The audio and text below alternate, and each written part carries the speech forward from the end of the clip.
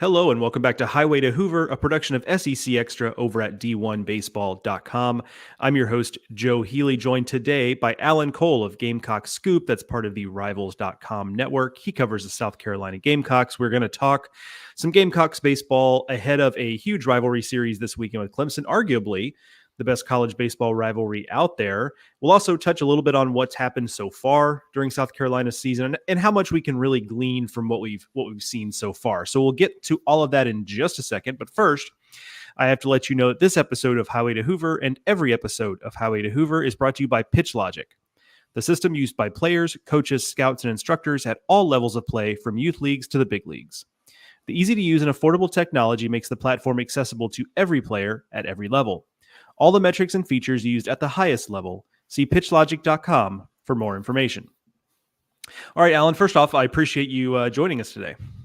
Yeah, I appreciate it. Thanks for having me. I guess broad question to start it off. The opponents have been who they are, that they have to play the schedule in front of them. South Carolina's off to a great start, but what do you feel confident that we've learned about this team given the competition so far? I don't know how much of it is learning. I think a lot of it's validating maybe what you thought going into the year. You knew this offense was going to mash. All right, Ethan Petry and Cole Messina picked up right where they left off last year. This offense in general, 1 through 9, there's not really an easy out anywhere there. I think you kind of knew that going in. You didn't have a lot of certainties about the pitching, but Eli Jones has pitched twice on Fridays and looked great both times. I think you kind of just learned maybe what you knew, which is still definitely good. And I guess to answer your question, if there's one thing you maybe have learned, it's that Roman Kimball looks good. The Notre Dame transfer who missed all last year with Tommy John. He's through 2 innings in his first start, 4 innings in his second start back. Looked solid both times. Stuff played really well. And I think the training wheels are going to be off him pretty soon in terms of building him back up from injury. Let's talk about the pitching, and we'll circle back to some of the offensive stuff. But on the mound, where South Carolina had more questions coming into this season, what have you liked about you alluded to some of it? What have you liked about the pitching so far? Yeah, I think definitely Jones and Kimball is 2 you like for sure. Jones right now on Fridays, Kimball on Sundays. And I think there's a little bit more depth here than maybe I thought going into the year. Eddie Copper is a true freshman. He started 2 midweeks. He's gone 9 total innings, given up 1 run. That's a name you didn't really know about going in. Tyler Pitzer is another freshman who's pitched very well so far. Garrett Gainey, the Liberty transfer, came over with pitching coach Matt Williams, off to a good start in that bullpen. I think that's kind of maybe the takeaway so far. And again, the competition is what it is. There's a lot of low leverage innings on the board right now. But I think there's maybe more arms out there than we thought going into the year. Yeah, I mean, Copper's interesting because Pitzer had more pedigree in terms of prospect status, recruiting status. So what has allowed Copper? I saw you wrote a story, by the way, for people listening. Alan wrote a story that just came out. I saw it this morning on Twitter about Eddie Copper and his start as a midweek starter. What has allowed him to succeed to the level he has the last couple of weeks? Honestly, I think the stuff just kind of plays well. I know that's a very cliche baseball answer, but it's not overwhelming stuff. The fastball's at about 90, 91 right now. He's got a curveball in there that mixes in well with the slider too. And I think he's just got good command of his stuff. I mean, 5 innings, 1 walk for a freshman yesterday. That's not common, especially at this level. Even it was Gardner Webb. I know you have to take that with a grain of salt, but I think he's kind of got the mentals too. He gave up a homer yesterday and then got the next 3 outs on 6 pitches, just put it behind him pretty quickly. I think he's kind of got starter makeup, which again, I realize I'm very, very much into cliches here, but as of today, I should let the audience know we're recording on Wednesday, so we haven't seen projected rotations, things like that for the Clemson series this weekend. I want to ask you about Matthew Becker. Was a little bit held back to start the season. Wasn't part of the initial rotation. He started Wednesday midweek last week. Wednesday midweek. That's right. Yeah, I forgot if they had 2 midweek games. Yeah. So, what is the general, to the extent you can tell, what is the general plan with Becker? Is the idea to build him up to a weekend guy, or is it more, let's wait and see what the rotation we have, and then if we need Becker, we'll slide him into that spot? Yeah, I think I would probably lean more towards the second one, just building him up. It was a lat strain that he had going into the year, so he wasn't in that initial weekend rotation. And I think maybe that kind of swingman role that he sort of played last year, where he did start in the bullpen last season, and then Will Sanders gets hurt, Noah Hall gets hurt, and then he's starting on weekends. Kind of that again, it's right now everybody's healthy, so it's kind of hard to say on February 28th, but kind of that third starter / swing guy. If you get into extra innings on a Friday and you need some length, kind of jack of all trades pitcher, I think is going to be the plan. But also, if injuries stack up again, that's a guy can start weekends in the SEC, and I don't think they'd have a problem just putting him there. Yeah, it strikes me that the pitching staff, you mentioned the depth. I kind of noticed that as well, because you look at guys, you mentioned Gainey, but other transfer guys, Tyler Dean, Drake Quinn, guys who have good arms, but aren't necessarily they've not been asked to do a lot, at least so far. And to me, that's just a sign of the depth, because those are guys, look, you bring in anybody out of the transfer portal. The idea is not to just hold on to them and let them sit around, right? Portal guys, typically, especially relievers, is this guy fills a need right this minute.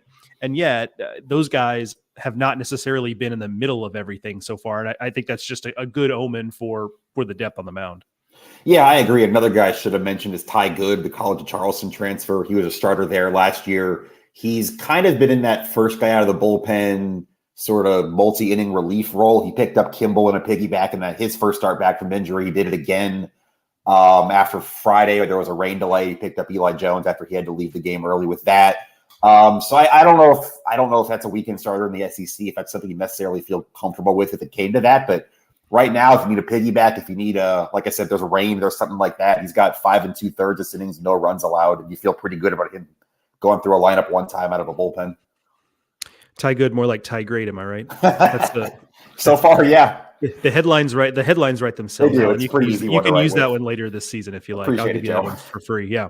Let's pivot to talking about the lineup a little bit.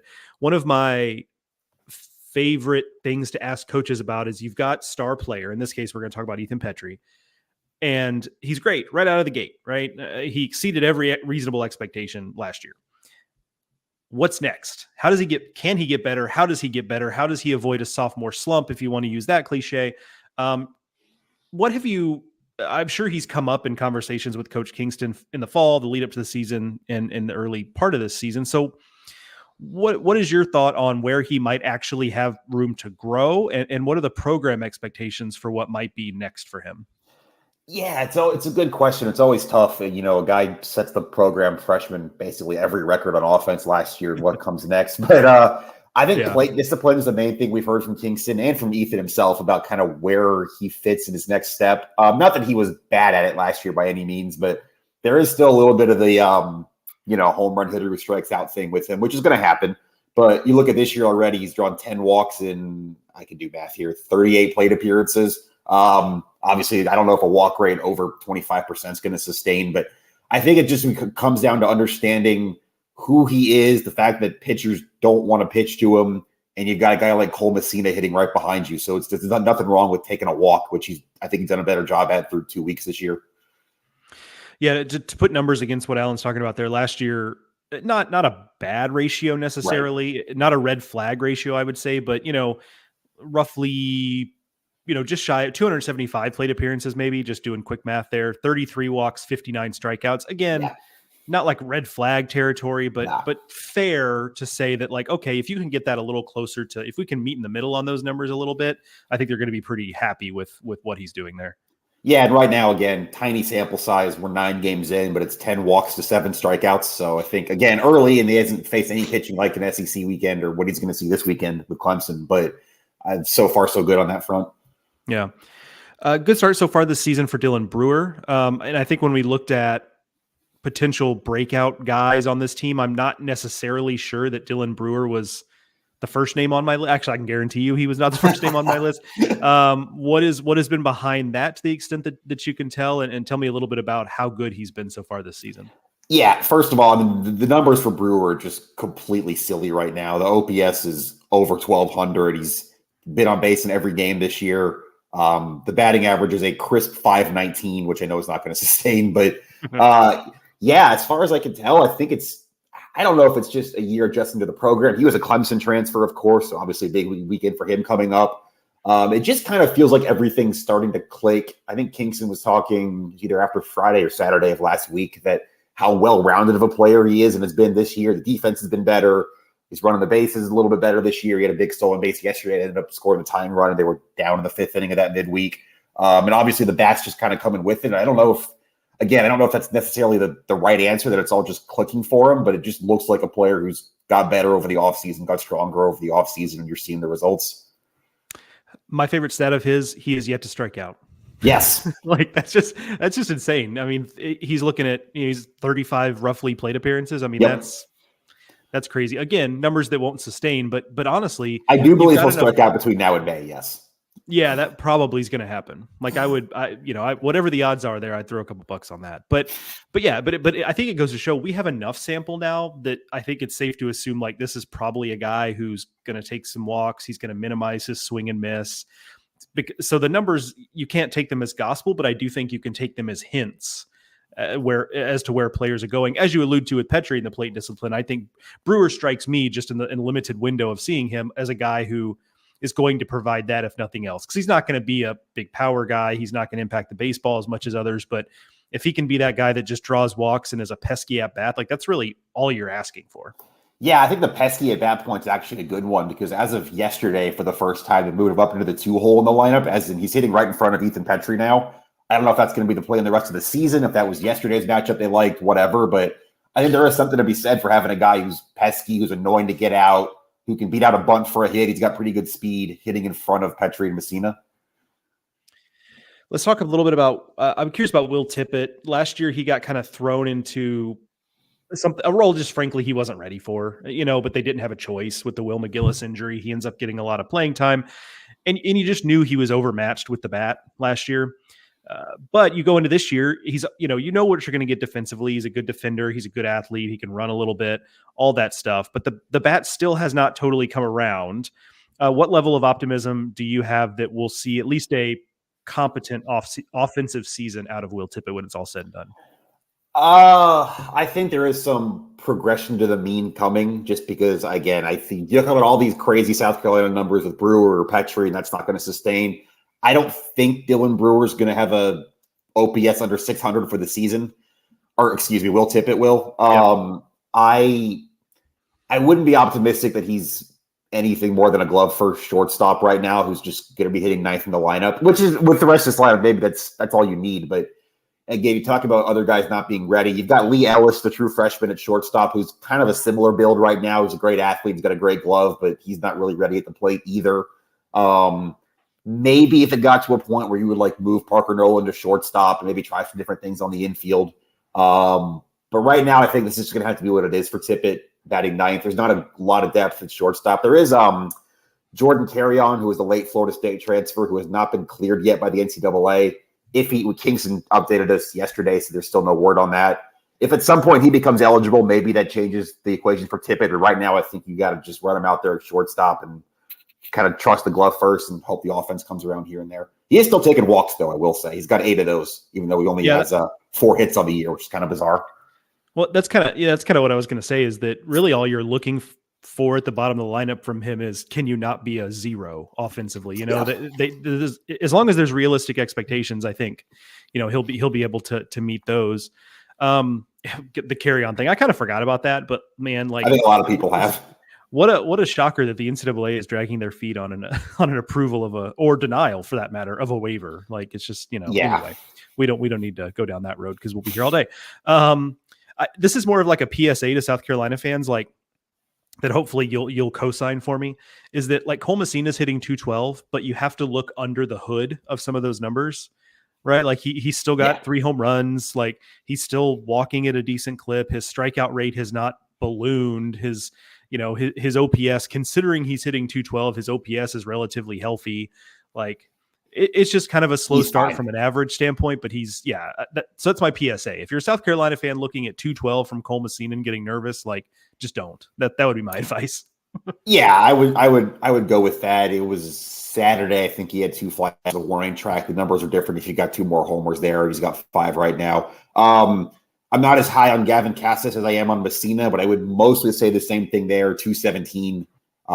That's not what he is. The strikeout rate's better there too. That was a big problem for him last year. Right now it's 7 walks to 6 strikeouts. So yeah, I would agree with that. I mean, it's February 28th and we all kind of need to just take a breath here on some of these numbers. For sure. Well, and with Casas, it's a little bit too of what we talked about with a very different player, obviously, what we talked about with Tippett, whereas on some level, you just have to know what he is. Yeah. And he's a guy who's going to run into balls because he's got big power, but it might come with a 230, 240 average. Yep. And like you just kind of have to understand that's who he is. And that's still a valuable player if he can hit some home runs, draw some walks, kind of be the guy at the back end of the meat of the order, basically. Yep.